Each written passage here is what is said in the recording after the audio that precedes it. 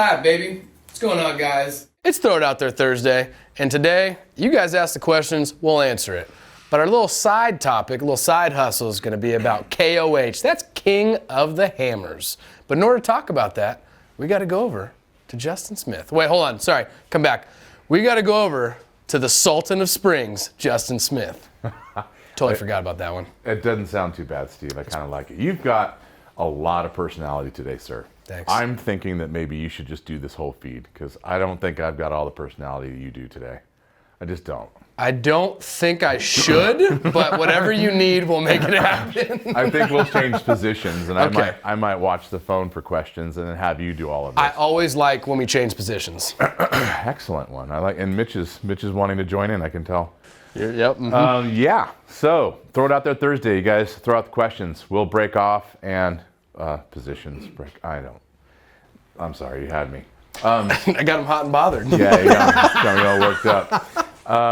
And we'll break off what we're talking about and answer your questions. Okay. Also, we're going to be talking a little bit about KOH, King of the Hammers, which kicks off this weekend, right? So tomorrow, Friday, some events, and through basically a 10-day period, they're going to be out there in the middle of nowhere, 100,000 people in the middle of the desert, crawling rocks and multiple races and other things too.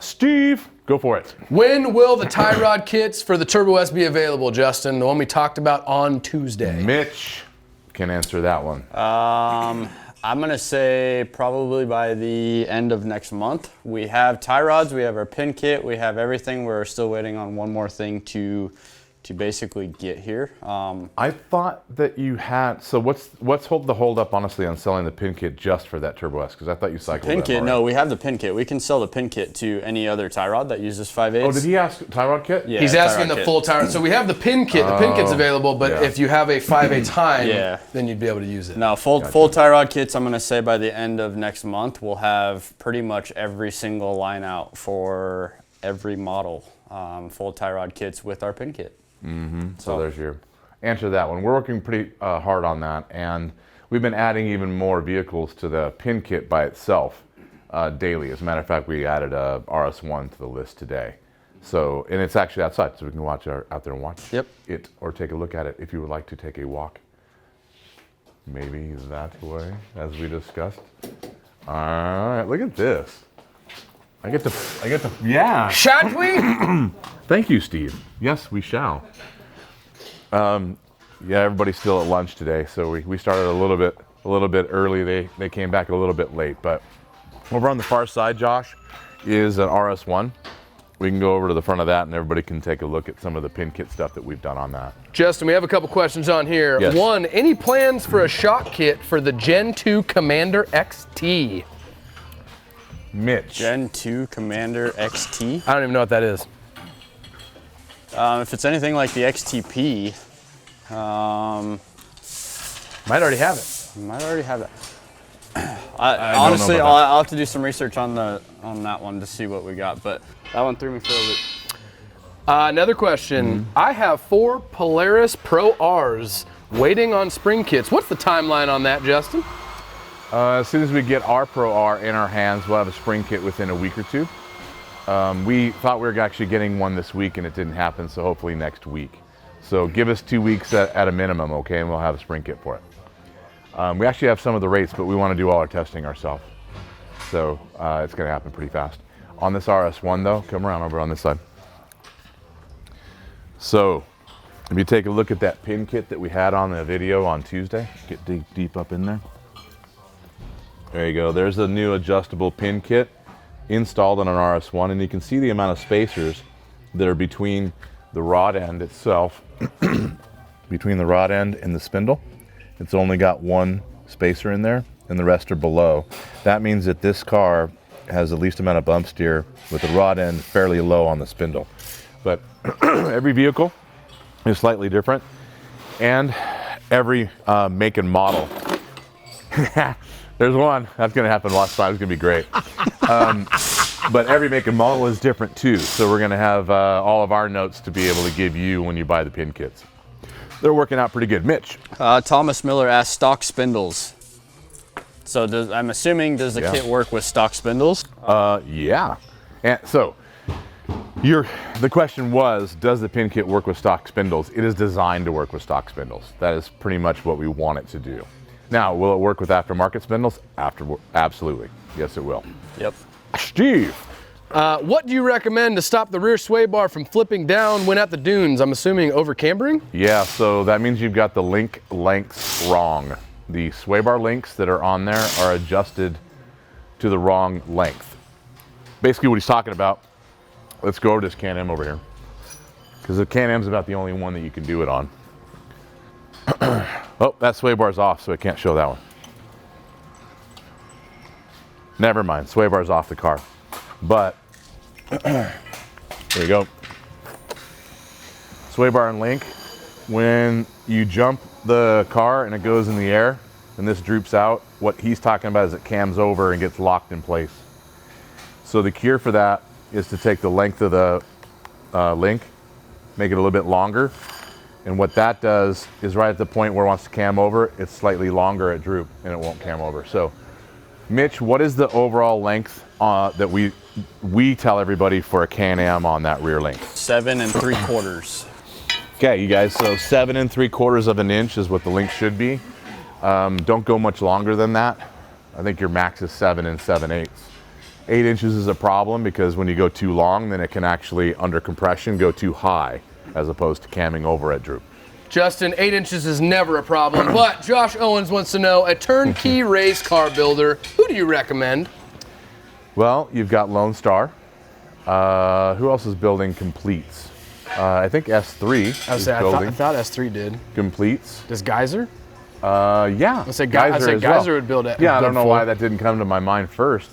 He's got, 3 or 4 cars just in the BDI team that they've built, which are amazing too. What do you got? Got a UTV guide on here? Yeah, that's John. Oh, John Crowley. Speaking of King of the Hammers, John Crowley from UTV Guide. How are you, sir? Hey, all right. Good, man. Let me turn up the volume real quick. We're going to walk around the shop as we're trying to listen to you. Hang on a second. Isn't it on this one? Oh, is it that one? Oh. Give me, say something again. Hello, hello. Hey, much better. We can hear you really good. Where are you at, John? I am at Johnson Valley, home of the King of the Hammers, and currently, I don't know if you can see it or not, but I am at Chocolate Thunder, one of the rock trails. John, I have a very, very technical question that we really need your help with, okay? It's something that we run into a lot. Who's responsible for all the names of all the rock areas at King of the Hammers? Because you've got Backdoor, Chocolate Thunder, and I know Steve's over here wanting to rename some too. Is it you or who is it? So supposedly, the first person that breaks the trail gets to name it. Ah.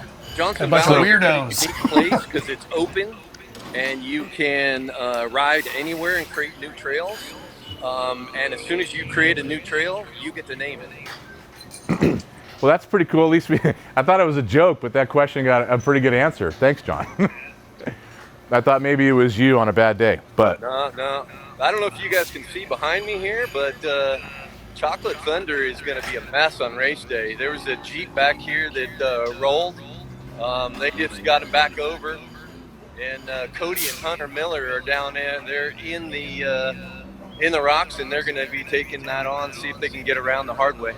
So are you out pre-running with everybody right now? Yeah, we were out. I was out with the Millers this morning doing Turkey Claw, which is race mile 2, and Chocolate Thunder's well into the race. But it's a great spectator spot. Back over that way is Hammertown, and this is a huge spectator spot right here. Now, tell everybody, assume that everybody that's watching right now has not been out to King of the Hammers before. Maybe describe the size of this event and the amount of people that are out there.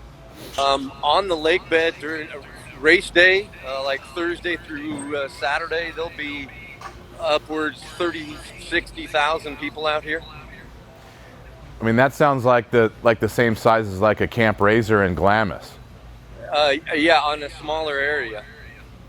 I mean, so even tighter, it's busier. Tough to see back over there, but I mean, it's packed. It's a dry lake bed. It's packed already. I used to ride dirt bikes out there as a kid, and there wasn't much but lake bed and rocks, and we had no idea it was going to turn into something like this. Yeah. What are some of the vendors that you're aware of that are at King of the Hammers in Hammertown, right? In kind of the big spectator area with TVs and things? Oh, huge vendor area. Shock Therapy's there with their nice new vendor truck, merch truck, whatever you want to call it. Fox is there with a big area. You've got Ford with the new Bronco and everything. Can-Am.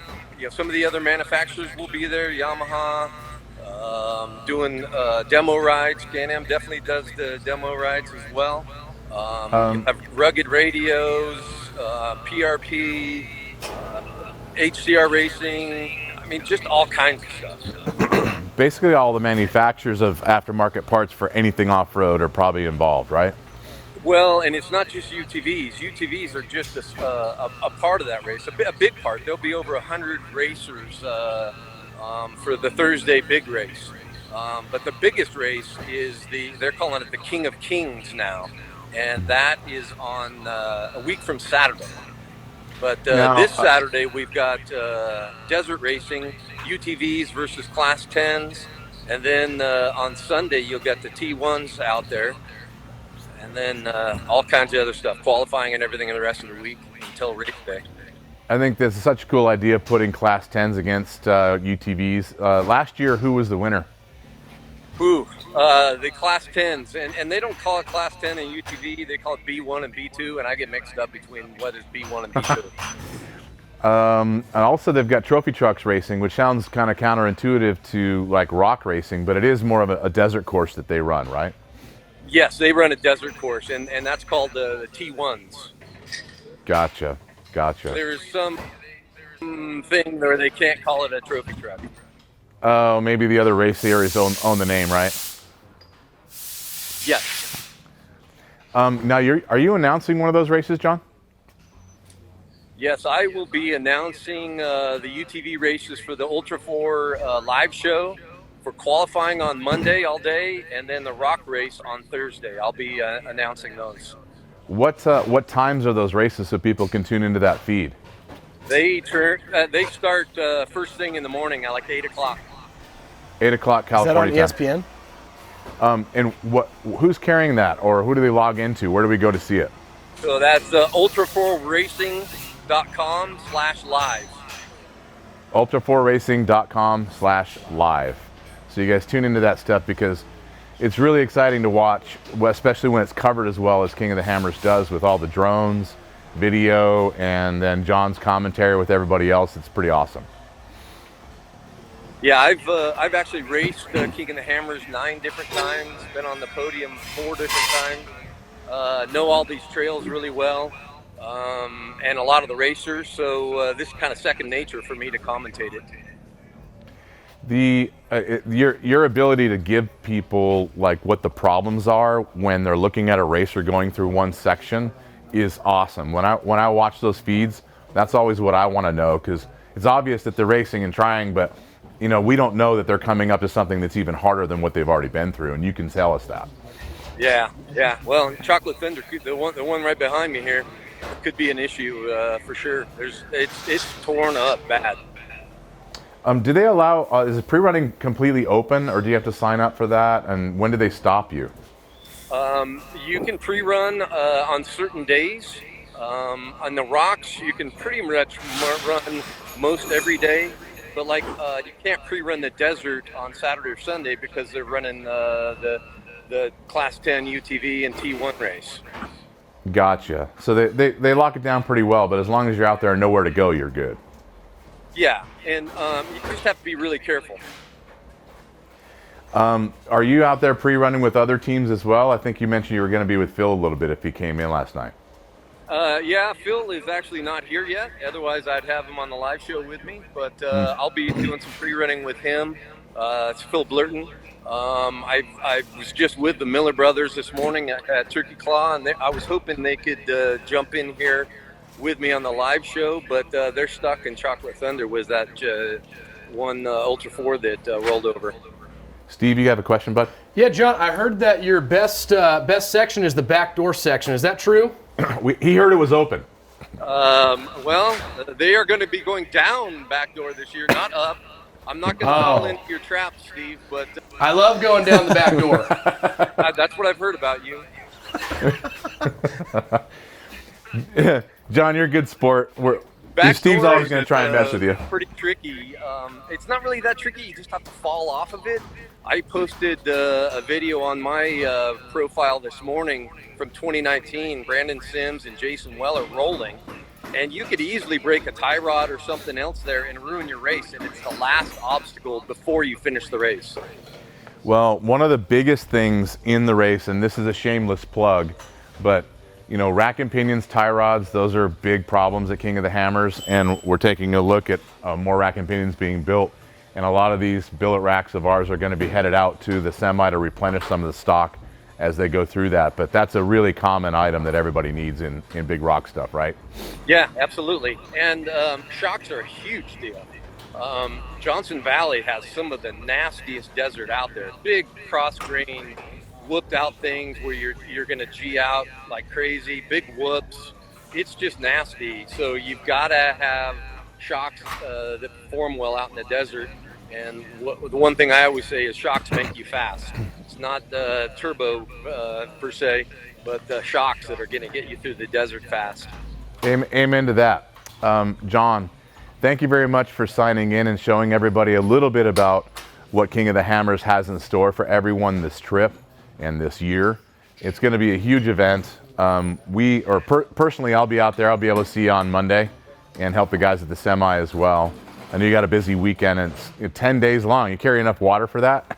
Yeah, it's a long time out here. It definitely wears on you. Anything you want to touch on, man?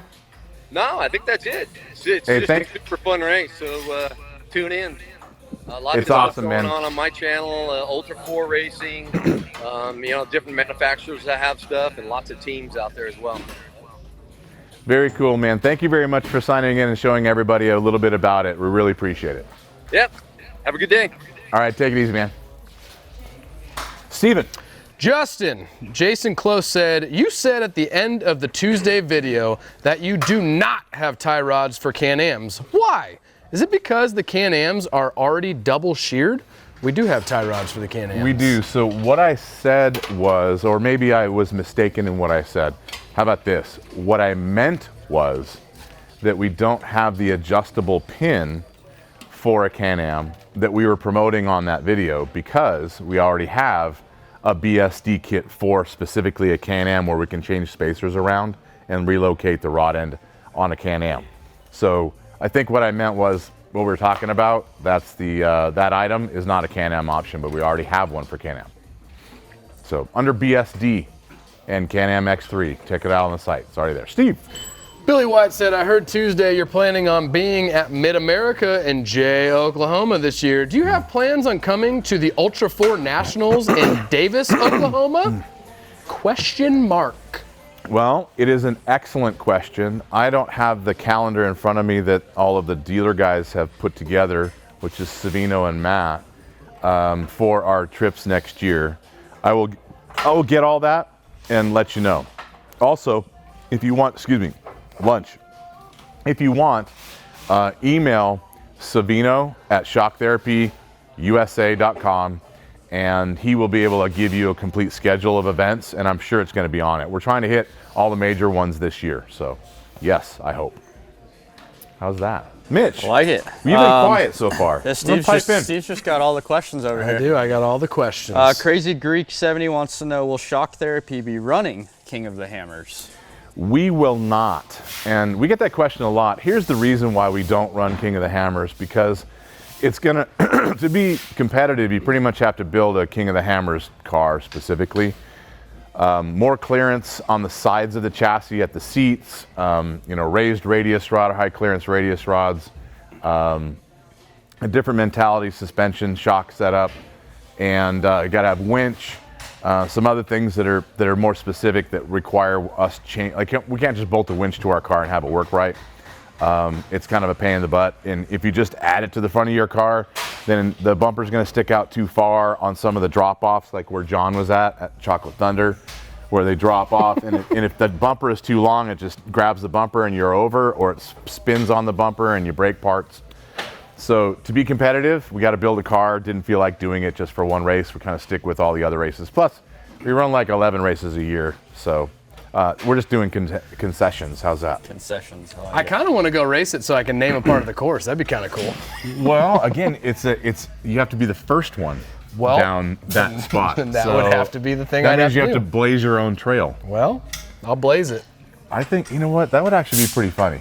If we just spent a whole weekend and videoed you looking for trails to go down that no one's ever done. I would make it. Because it would probably be all the trails that nobody ever wants to go down or can, and it would just be a series of wrecks. That would be a pretty good video. As long as I got a 5-point harness, I'll be good. Yeah, come up with all the good names in advance, that's for sure.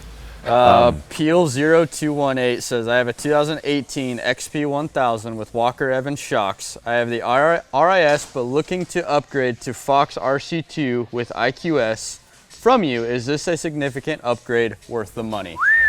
Mitch, take it. That was a long question. Yeah, I forgot where we started, but I had the gist. Absolutely, man. The number one thing is that you can actually add the IQS to a Fox shock.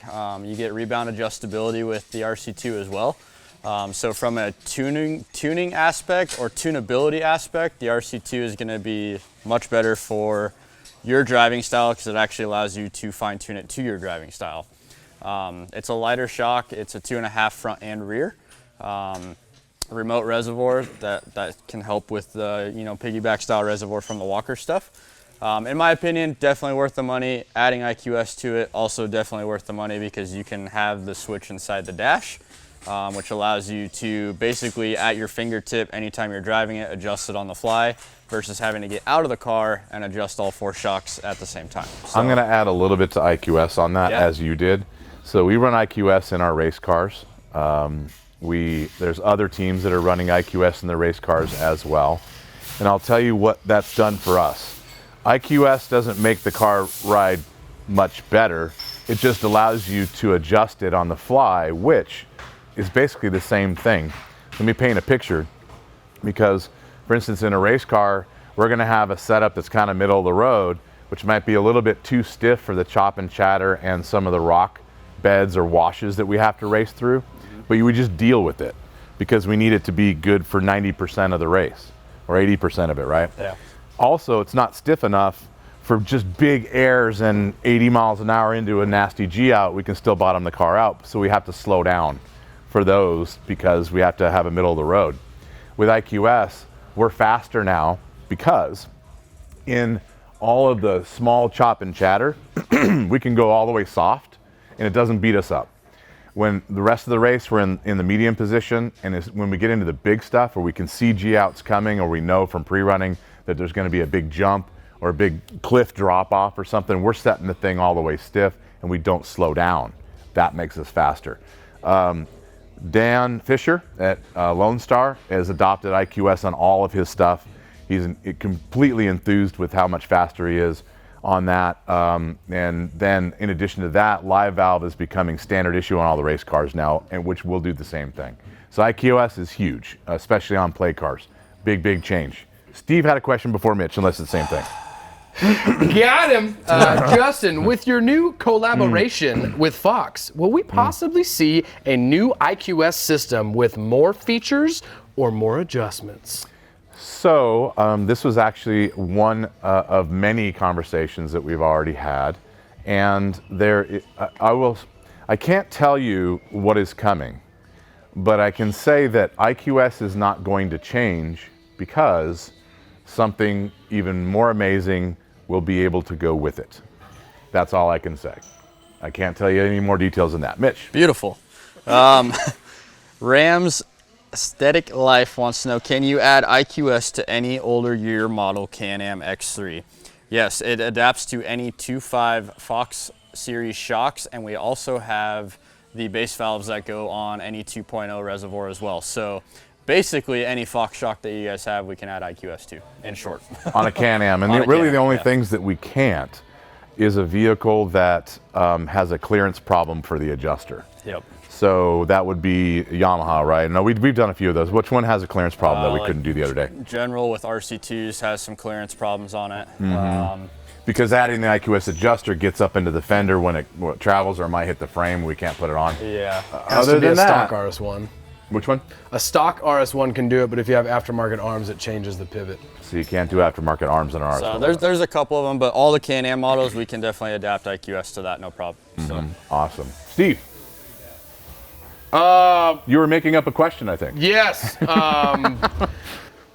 Who all from your crew will be at Mud Nationals at Hillarosa this year?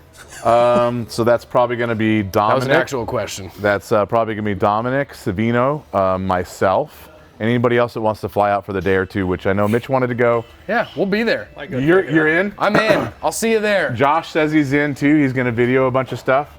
Yeah, we want to get involved in the mud. I don't wear boots though. You just socks? Be just like this. Are you going to do overalls?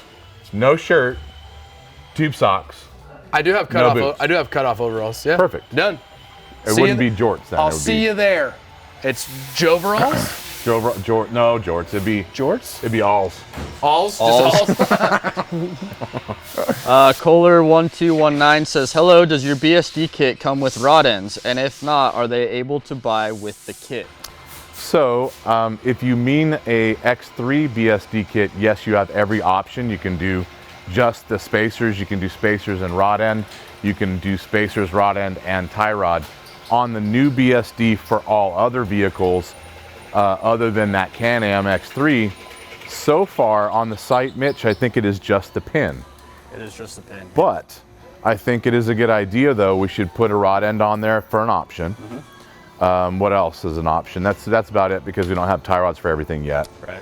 So as of now, no, but I think by the end of today, we could put 5/8 rod ends on those as an option. If you're wanting to buy the rod end, it is on the website as well, but we can add them kind of together as an option if you guys are interested in something like that. Look up accessories on our website and 5/8 rod end. You can choose right hand or left hand for your needs and add that to the pin kit.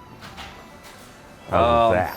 Andrew T wants to know, hi Justin, you mentioned we shouldn't grease X3 wheel bearings because you tested it. Yes. Would you mind explaining why and give some details about your test and results? Yes. So greasing wheel bearings became popular with Polaris wheel bearings originally, and there was some benefit to that. At the time, we were racing an XP 1000, which we actually won San Felipe 250 with that year.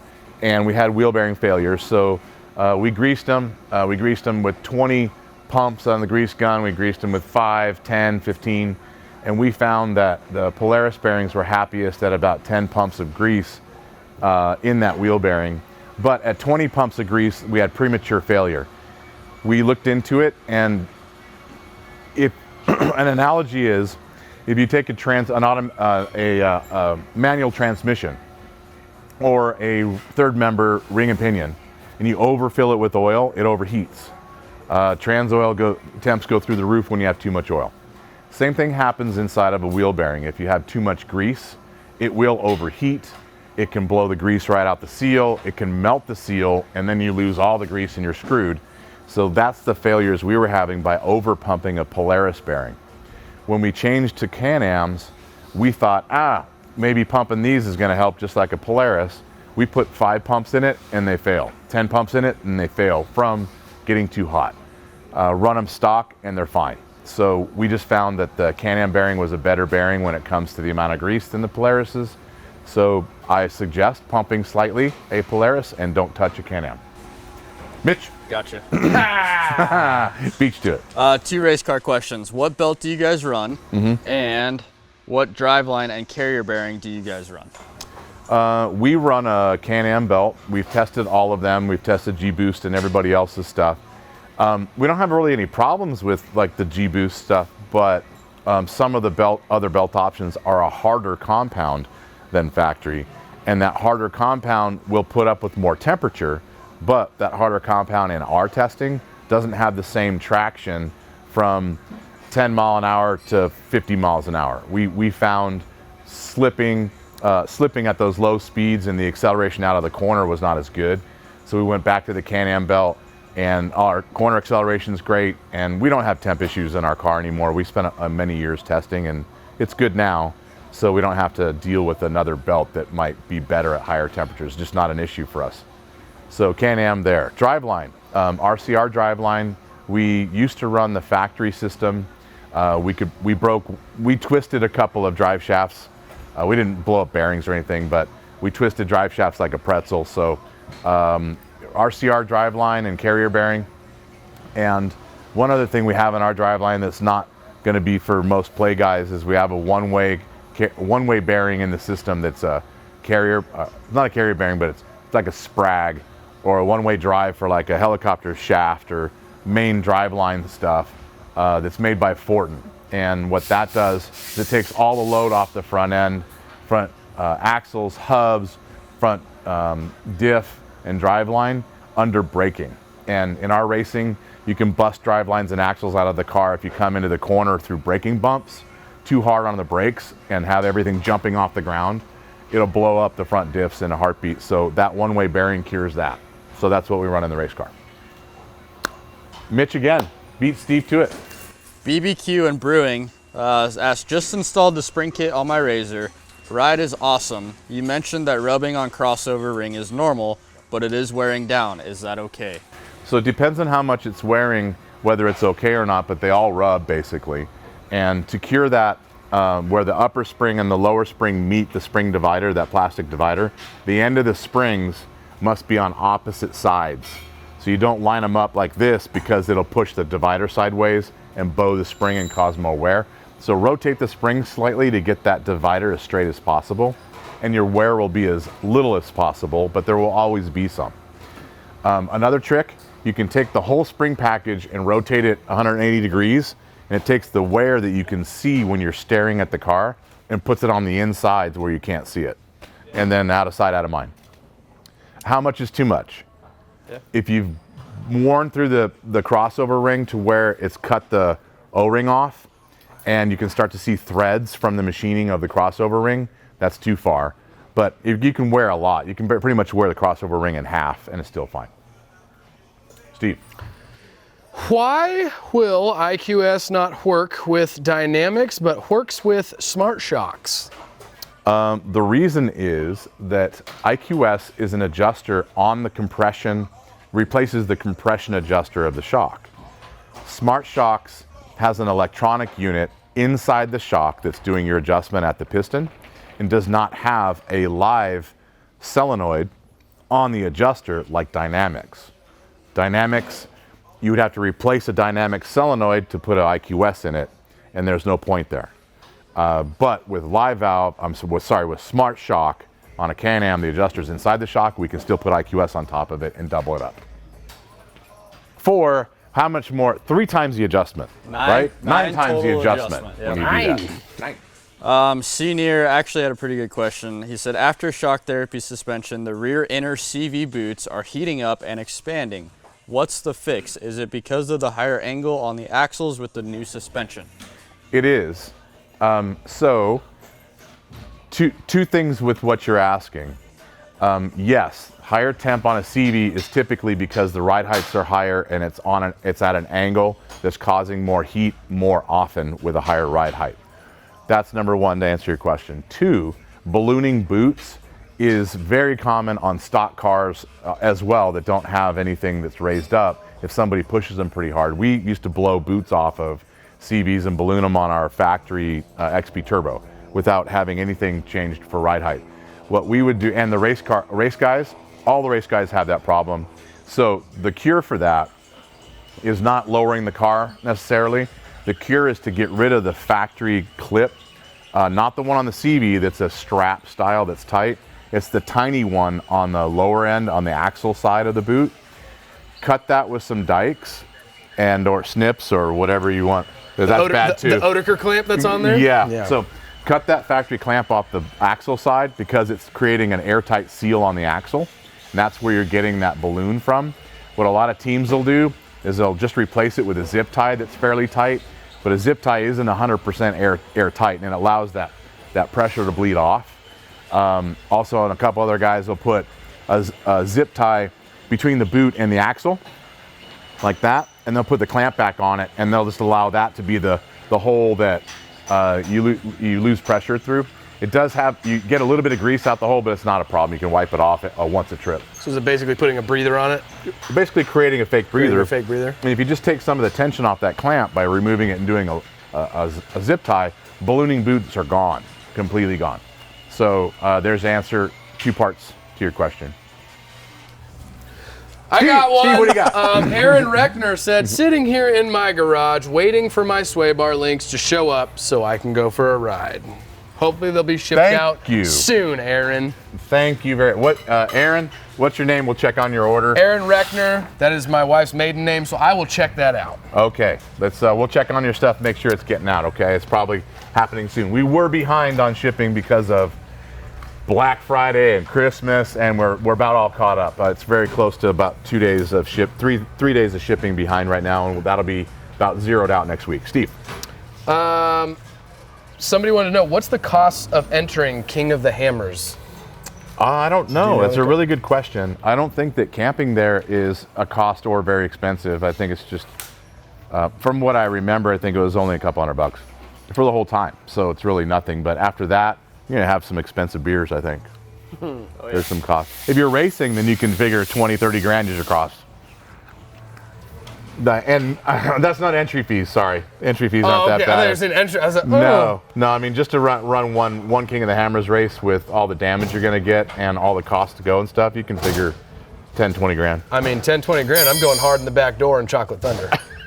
You're going to get your 20 grand worth, I'm going to get my 20 G's worth. All right, so I think this has gone on long enough. We have bored the hell out of you. John, thank you for checking in and giving everybody a taste of King of the Hammers and what's coming up. You guys tune into all of their feeds, all of their commentary for the races. I forget what the website was, but look back at what John said. Something live.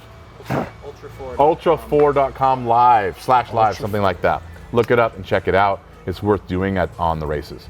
With that being said, anything you got? Anything, Mitch? No, I mean, just a couple other questions if we want to go have a through rapid them. fire right here. Yeah. Bailey's 15, the new semi will have a mobile shop in it, right? When you guys come out to Mid-America in I want to buy some stuff for my 2020 Turbo S. Yes. No, so first, no, the new semi does not have a shop in it. It is all parts and well, you said you want stuff to for buy sale. some stuff for his Turbo S, so if he's talking products, yeah. Products, yes, it has all the products in it. We're not doing shock work out of that semi, but when we do go to some of the high lifter events this year, and possibly to Mid-America, we're thinking about bringing both semis out there and actually doing work. Scheduling, and that's what Savino was talking about, and he thinks that Savino talks a lot. He does, but he thinks he can do a full schedule. Oh boy. This was not hot air. I think this is real. Rapid fire. Rapid fire. When will X3 radius rods be back in stock? Question. Do you know? X3 radius rods be back in stock. Chromoly, probably 2-3 weeks. I think we have Billet's on right now. Billet, we have Billet. Chromoly is like 2-3 weeks out on that. There you go. Steve, Buddy wants to know, you guys have room on the schedule for President's Day at Glamis? Do you know how the schedule is? Absolutely not. No, I don't know. Call into the shop, man. See, I know the schedule is filling up. I think the first couple days are filled up. So call in and see. Talk to JT and his team over there in sales. All right. Anything else? Done? Okay, Mitch is done. Steve, you done? Steve's done. Okay, guess what? You're not done. You have to finish. I am done. You guys, thanks for tuning in. Talk to you in about 2 weeks on Tuesday for Tech Tuesday. Steve, Justin, finish it off. I always finish. Guys, if you're looking to buy anything from our website, please visit www.shocktherapyusa.com or call into the shop 623-217-4959.